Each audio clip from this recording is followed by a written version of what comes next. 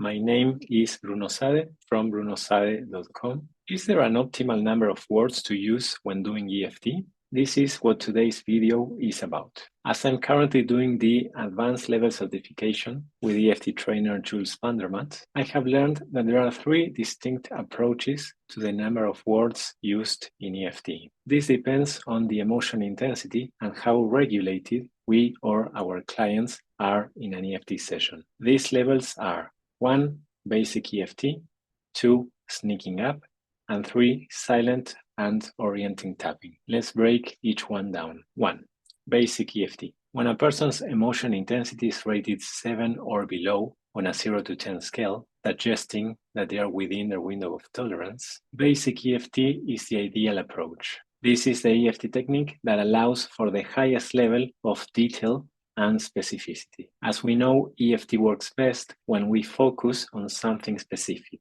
This ensures that we don't take on too much at once, allowing us to be laser focused with our tapping. It also helps us tune in to how we are feeling about the issue and uncover the different emotionally charged aspects that need to be addressed. As mentioned in previous videos, when doing basic EFT, we want to first identify a specific event, such as a recent or future time when the issue we are addressing shows up in our lives. Then we want to identify how it makes us feel, what's the main emotion, why we feel this way about this event, in other words, what aspect of this event triggers these feelings, and where in our bodies we feel this emotion, if anywhere. The structure of the setup statement when tapping on the side of the hand is then, even though I feel, name the emotion, when thinking about, name the event, because what about the event is making us feel that way, and I feel this in my,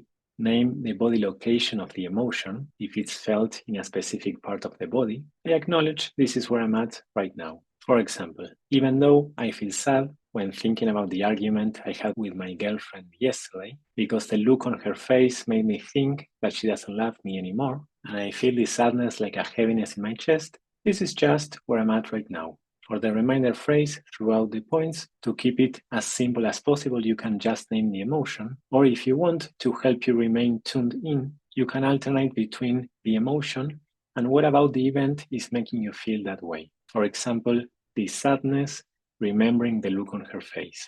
This sadness, remembering the look on her face. Approach number 2, sneaking up. If the emotional intensity is higher than 7 or 8 out of 10, sometimes it can be too unpleasant, uncomfortable, or dysregulating to tap using so many words and details like we do in basic EFT. In this case, we can cut down on how many words we use by using the EFT technique known as sneaking up. When we use this technique to address a specific event, we zoom out by only mentioning the emotion that we are feeling. And we leave out any details about the event, why it makes us feel that way, and where we feel that emotion in the body. So, while tapping on the side of the hand, the structure of the setup statement should be, even though I feel, name the emotion, when thinking about this, or when thinking about this situation, this is just where I'm at right now.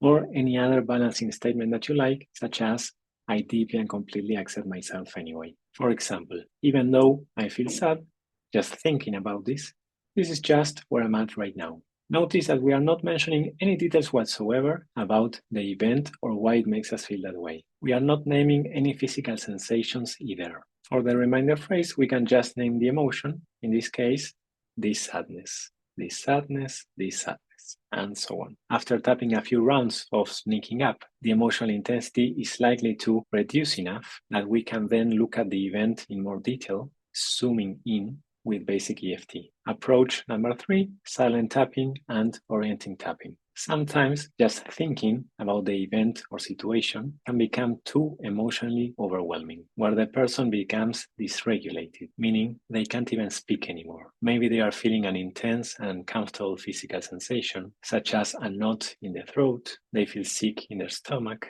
or they feel like it's difficult to even take a breath. This means they are now outside of their window of tolerance. Using the cup of tea analogy that I mentioned in a previous video, the cup of tea, which is what we focus on while we tap, has become too hot to touch. In this case, it's best not to use any words at all about the emotion or the event, and to instead use silent tapping, where we tap through the points without any words. If we are the practitioner guiding a client through a few rounds of silent tapping, it can be useful to name the points out loud, as in, let's tap now on the top of the head, let's tap now on the beginning of the eyebrow, and so on, so that hopefully the sound of our voice acts as a cue of safety that helps co-regulate the client's nervous system, besides the tapping itself.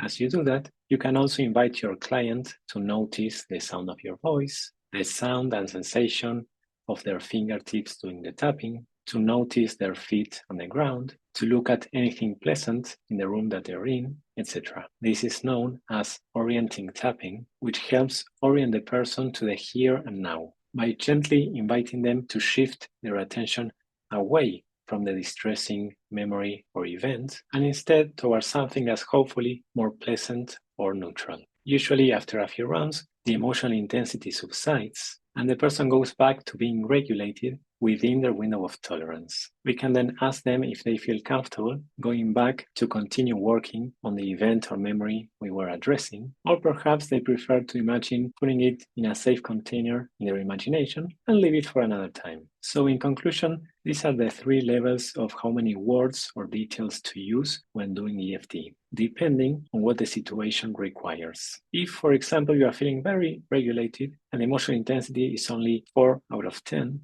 then you probably won't be very effective if you try using sneaking up or silent tapping in that moment. This is because it will be challenging to activate or bring up the emotional charge that you want to address with EFT, since there's not enough detail or emotional charge in the phrases that you are using for you to be tuned in. Instead, you need to be more specific by using basic EFT. On the other hand, if you try to use basic EFT with all the specific details and emotion charged phrases that it entails, when the emotional intensity is 9 or 10 out of 10, chances are you might not even be able to articulate the words, making the process less safe and gentle than it could be. Before I start a round of tapping with a client, I assist them in formulating the setup statement by asking questions about the issue or event they want to address. I then ask them, do you feel comfortable using all the words you just said, or would you prefer us to first do some sneaking up by leaving out many of those details? Knowing these 3 levels of specificity, basic EFT,